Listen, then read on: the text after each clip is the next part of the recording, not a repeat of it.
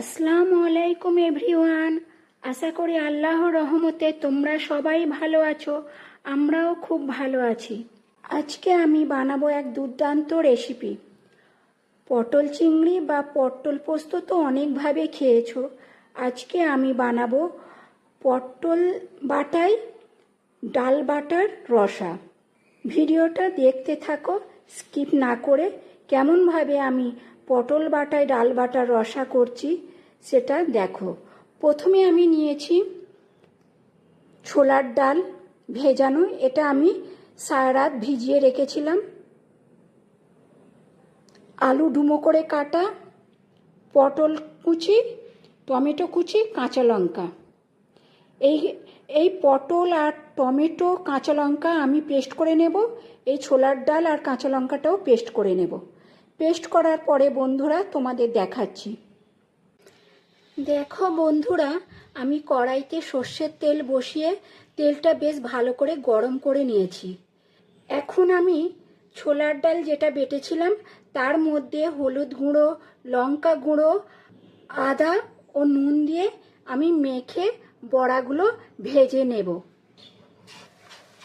তোমরা তো অনেকভাবেই বড়া খেয়েছো ছোলার ডালের, এইভাবে রান্না করে একবার বাড়িতে বানাবে।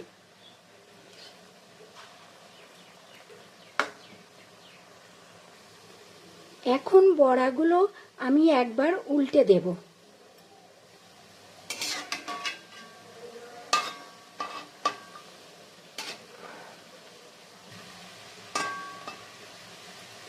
এইভাবে করে আমি সমস্ত বড়া ভেজে নেব।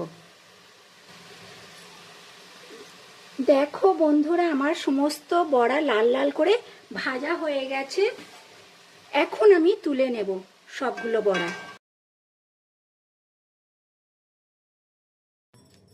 এই তেলের মধ্যে আমি ফোড়নে দেব তেজপাতা, শুকনো লঙ্কা, আর এখানে আছে গরম মশলা আর জিরে।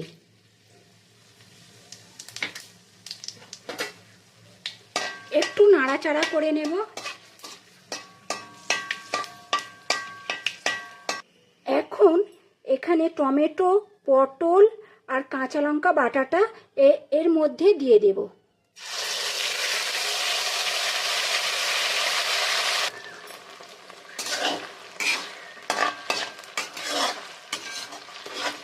বেশ ভালো করে আমি এটাকে কষিয়ে নেব।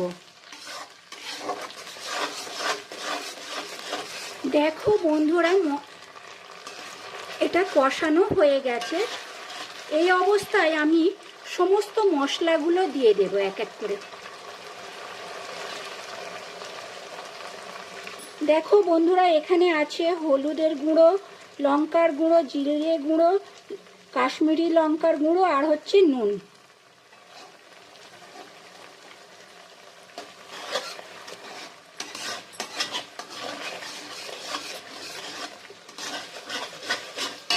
আর দেব আদা বাটা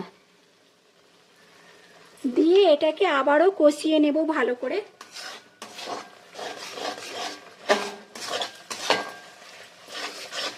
দেখো বন্ধুরা, আমার মশলাটা দিয়ে বেশ ভালো করে কষানো হয়ে গেছে। এই অবস্থায় আমি ডুমো করে কাটা আলুগুলো দিয়ে আবারও একটু ভালো করে কষিয়ে নেব।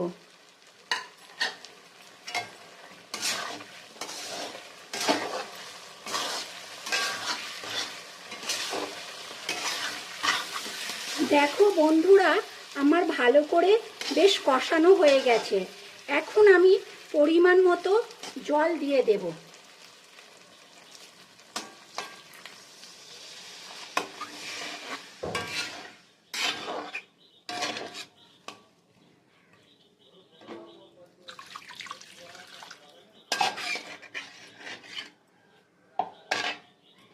এবারে আমি ভেজে রাখা বড়াগুলো দিয়ে দেব।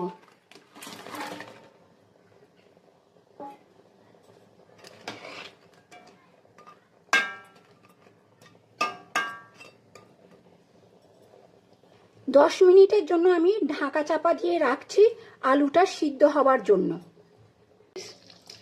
নামানোর আগে বন্ধুরা কিছুটা গরম মশলার গুঁড়ো, আর সামান্য ঘি দিয়ে নামিয়ে নেব। দেখো বন্ধুরা, আমার হয়ে গেল পটল বাটাই ছোলার ডালের বড়ার রসা। তোমরাও এইভাবে একবার বাড়িতে বানাবে, অবশ্যই সবার ভালো লাগবে। ভালো লাগলে বন্ধুরা কিন্তু কমেন্ট করতে ভুলবে না, আর একটা লাইক ও শেয়ার দেবে, আর পাশে থাকার জন্য সাবস্ক্রাইব করে রাখবে, যাতে ভিডিও ছাড়তেই সবার আগে তোমাদের কাছে চলে যায়। ভালো থেকো, সুস্থ থেকো। আল্লাহ হাফেজ।